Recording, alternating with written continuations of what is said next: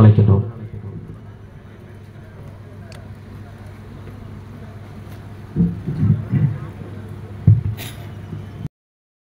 துறை அமைச்சர் அவர்களது தலைமையில் நடைபெற்ற சிறப்பு பட்டா வழங்கும் முகாமில் மனு கொடுத்தவர்களுக்கு இரண்டாம் கட்டமாக இன்றைய தினம் நமது மாண்புமிகு சமூக நலன் மற்றும் மகளிர் உரிமைத்துறை அமைச்சர் அவர்கள்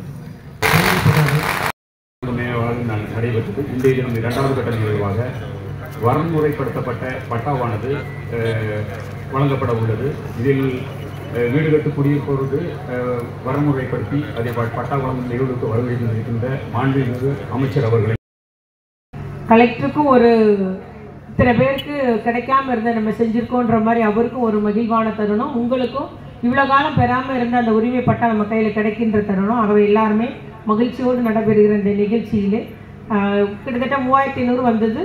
ஒவ்வொரு 7 இணைய வழி அந்த இசேவை மையத்தில் பேசி எல்லா டாக்குமெண்ட்டுமே நம்ம ஆன்லைனில் ஸ்கேன் பண்ணி இணைய வழியில் ஏற்றி அதுக்கப்புறம் தான் நம்ம கண்டுபிடிக்க முடியுது. அந்த ரெவென்யூ ரெக்கார்டில் அந்த உரிமையாளருடைய பேர் இருக்குதா, இல்லை சர்க்கார் நஞ்சேன்னு இருக்குதா, சர்க்கார் மனைன்னு இருக்குதா, இல்லை சர்க்கார் புஞ்சேன்னு இருக்குதா, சர்க்கார் புறம்போக்குன்னு இருக்குதா, என்ன இருக்குன்றதை கண்டுபிடிக்க முடியுது. அதற்கு பின்பு அதற்கேற்றார் போல் நம்முடைய ஆட்சித்தலைவர் உத்தரவுப்படி இங்கே வேலை நடக்குது.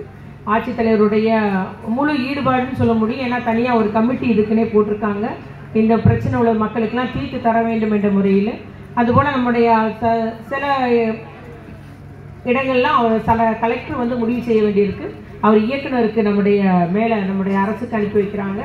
சில பட்டாக்கள் அதாவது சர்க்கார் உரிமையாளர் பேர் இல்லாமல் இருக்கிறது, உரிமையாளர் யாருன்னு தெரியாமல் இருக்கின்ற மாதிரி கேட்டகரிலாம் ஆர்டிஓ பண்ணுறாங்க. இவ்வாறு வருவாய்த்துறை முழுவதுமே இருந்து இந்த மக்களுக்கு இந்த பிரச்சனையை தீர்த்தாக வேண்டும் என்ற முனைப்போடு என்னோடு இணைந்து எல்லாருமே பணியாற்றி வருகிறோம்.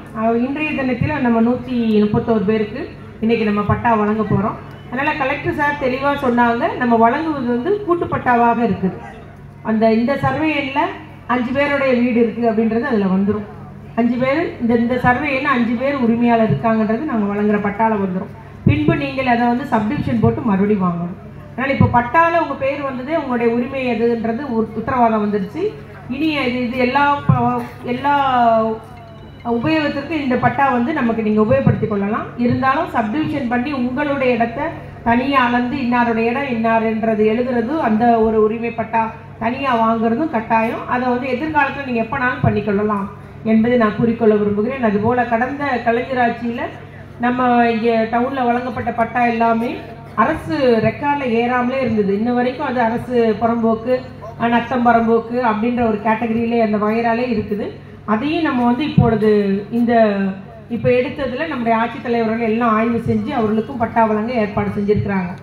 இது மாதிரி கடந்த ஆட்சி காலத்தில் நம்ம அந்த விண்ணப்பம் கொடுத்த போது விடுபட்டவர்களோட இப்போ குறிஞ்சினாரில் ஒரு 12 வீடு விடுபட்டுருந்துச்சு. அந்த கால குடியிருந்த 12 வீடு.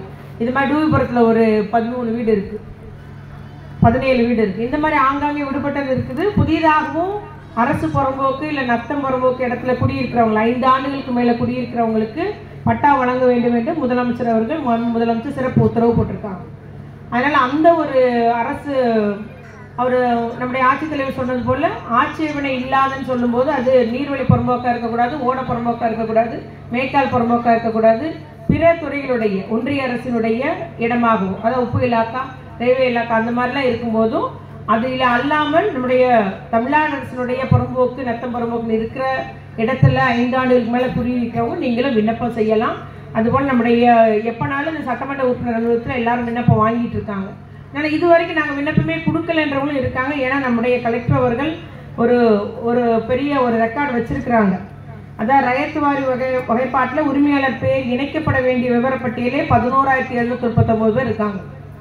அது அநேகமாக கடந்த வாரம் கொடுத்த நம்ம இலவச பட்டாலும் அந்த வகையினால தான் இருக்குது. அதுபோல் சர்க்கார் நஞ்சை புஞ்சை இந்த மனை வகைப்பாடு மாற்றம் செய்யப்பட வேண்டியவங்க 5,949 பேர் நம்ம மாநகராட்சியில் இருக்கிறாங்க.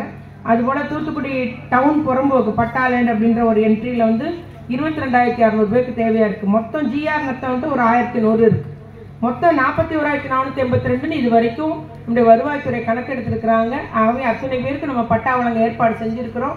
நாங்கள் அதுபோல் கட்டாயம் வழங்கி விடுவோம் என்பதை நம்முடைய முதலமைச்சருடைய ஆட்சியில், ஏன்னா முதலமைச்சர் இதில் அதிக கவனம் செலுத்தி வருகிறார்கள்.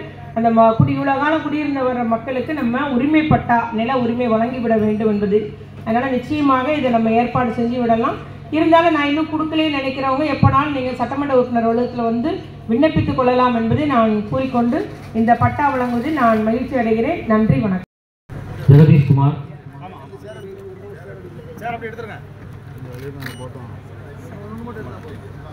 சுப்புலட்சுமி, வள்ளியம்மாள், கந்தசாமி, லட்சுமி பிரியா, மேல வாங்க. அங்க போயிடல.